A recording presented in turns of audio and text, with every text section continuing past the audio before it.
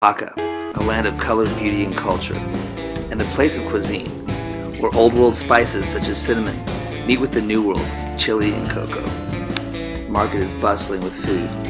This is a tlayuda, a Oaxacan pizza with mole as the sauce. And of course there's the traditional preparations of grasshoppers. I went for the chili lime. These ones are delicious. Kind of crunchy, very grassy. Definitely heavy on the chili. Nice on the lime. These little salt, but delicious. You can thank this part of the world for maize and chocolate. Look how happy this makes me. If you're a vegetarian, Oaxaca's amazing. But if you're into fried foods, it's even better. So I have no idea what I'm eating here, but it looks pretty good. Incredible. I think it has potatoes inside it. Absolutely amazing. This one has queso with frijoles and a little bit of mole. It's absolutely wonderful. I like to end my evenings in a spaghetti western scenario, an old swinging door saloon. While there, I went to Mata Alban, and I met these children who thought I was something special and wanted their pictures taken with me, and then their parents wanted their pictures taken with me. Unlike many Mesoamerican ruins, this one is Zapotec, not Mayan or Aztec. Human remains here have signs of body modification and holes drilled in the skull. Some friends told me about a pool called Hiebra del Agua. I was determined to go. It's a beautiful town to ride through, Oaxaca.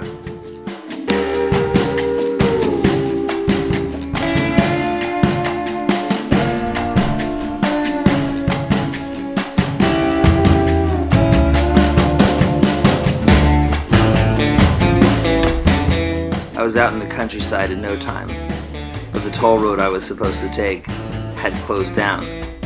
I was immediately lost and found myself on some back roads. But hey, look how cute this little horse is. Hey ladies, is this the way to Hiebra del Agua? Oh yeah, totally dude, just keep on going that way. Wait, there's a fork in the road. Which way? At this point, honestly, I'm just happy to be playing in the dirt. And my bike looks really neat in this setting. But this isn't the cool place that I think I heard about, so I'm heading back. Wait, now you're telling me it's in a different direction? I jammed through the town, trying to put myself back on course.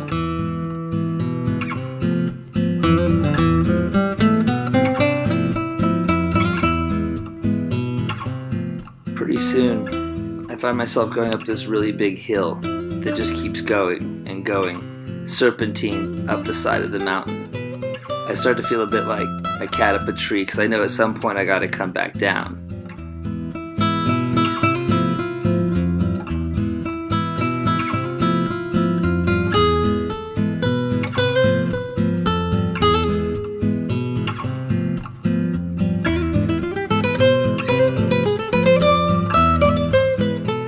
I had to zen out a bit coming down the other side, getting to my destination, as my brakes began to fade and there was a 300-meter cliff right there.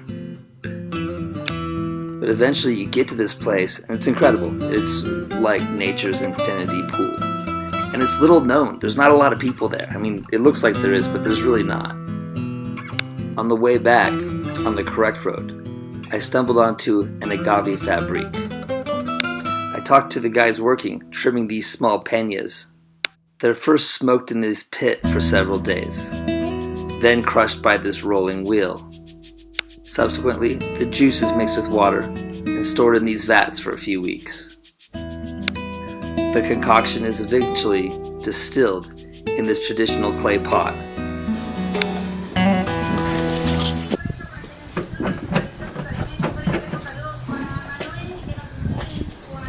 Oh, amazing. See? Oh man, that is good. On my way south through Oaxaca, I stayed with friends in San Jose del Pacifico. The journey was a bit perilous down the hill in the rain, out of the mountains, and through the clouds.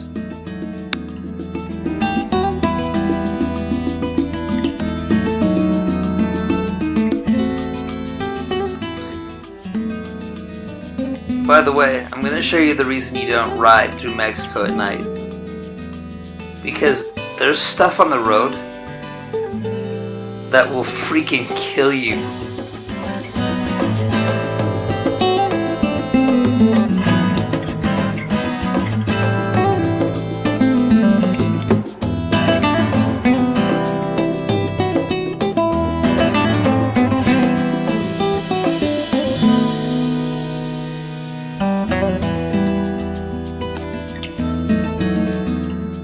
Besides chunks of the road missing, look, logs.